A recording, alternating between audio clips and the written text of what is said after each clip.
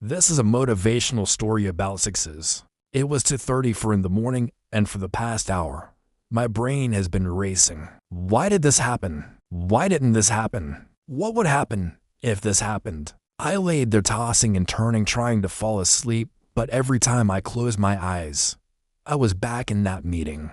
I had just gotten off a call with my boss, who informed me that our biggest client, Granger, was unhappy with the progress of their project and wanted to speak with me directly. He told me to meet him at his office at 8 a.m. sharp. As soon as I hung up, my anxiety started to kick in. Now you have to understand how important this account was. I joined the company 2 years prior, and at the time, they had around $20 million in recurring revenue. Now it's grown to over $50 million with an additional $10 million in new business. This account is responsible for 7% of our entire company's recurring revenue. That's like having one customer worth 7 companies all to yourself. So I get dressed, grab my things, and head out the door to meet my boss at Granger's office. As I pull into the parking garage, I see the familiar Lexus parked next to the elevator. This guy was always late, so I figured he would at least be in the office waiting for me. But when I stepped out of the elevator, the receptionist told me that he had just left for home. She said it was after midnight and he needed to rest. It's now 12:30 a.m. and we're supposed to meet at 8 a.m. I was fuming. Not only was I getting treated like crap, but now I have to sit around all day knowing that my boss is out living his best life, while I am stuck here doing nothing. So I start making some calls. First, I check in with a few of the engineers to see how things are progressing. Next, I ping my sales rep to see if he's made any headway with the other stakeholders. And finally, I reach out to our implementation manager, who's currently on vacation. Now, before I continue, let me take a step back and explain what my role was. Essentially, I am responsible for growing our top accounts and ensuring that they have a great experience working with us. My team and I work very closely with the customer to make sure they're happy.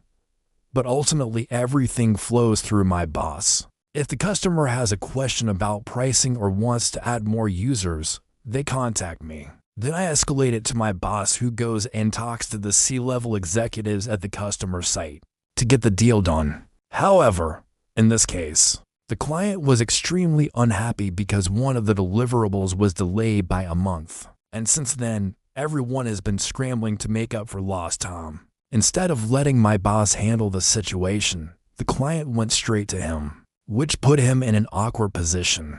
When he asked me to come into the office, I knew he wanted me to fix this issue ASAP. However, I had no idea why he wasn't there to meet with me. Was he avoiding me? Did he think I could solve this on my own? Was he trying to test me? The problem was that I couldn't do anything without him. If I needed to change the scope, I'd have to send it up the chain of command to him. If I needed to make an exception, he'd have to sign off on it. If I had to make a discounted quote, he'd have to approve it. In short, I was stuck. So I start making some calls to see what I can find out. Here's what I learned from my calls. The sales rep reached out to the other stakeholders a week ago, but hasn't heard back from them. One of the engineers mentioned that he has been burnt before and doesn't want to commit to a timeline until it has 100% done. And our implementation manager is currently on vacation until Tuesday. That left me with one option: call the client and figure out a solution. So I pick up the phone and dial the client. He picks up on the second ring. We go back and forth discussing different options, but he's not budging. The original deadline was December, and he wants it completed by then. There is no way I am going to be able to meet the timeline since we are still waiting on a few things. So I make one last-ditch effort and ask if he would be willing to accept the deliverable into phases. I explain that phase 1 would be completed by the end of January and the second phase by the end of February. He reluctantly agrees, but makes it clear that he's not happy about this. Now I have something to take to my boss. So I shoot him an email explaining the new timeline and what I've agreed upon. An hour later, he replies, "We need to talk." I immediately get nervous. Is he mad at me? Did he think I had the authority to do that? Will I get fired? I don't know. All I know is that I need to get this fixed ASAP. So I head back into the office and wait for him to get back. When he walks in, he looks pissed. He starts yelling at me, asking why I didn't tell him that I was talking to the client. I respond, I thought you wanted me to fix this, so I did.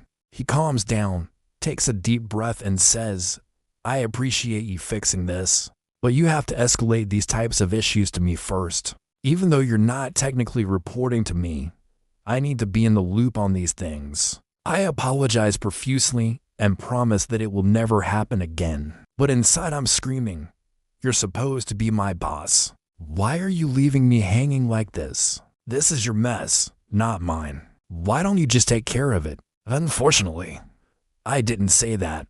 Instead, I nodded my head saying that I understood and would follow his lead.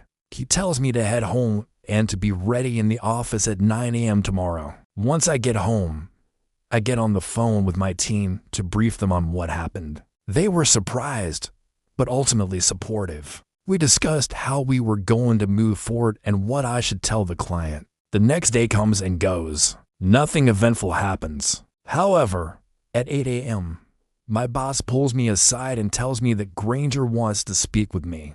I'm caught off guard.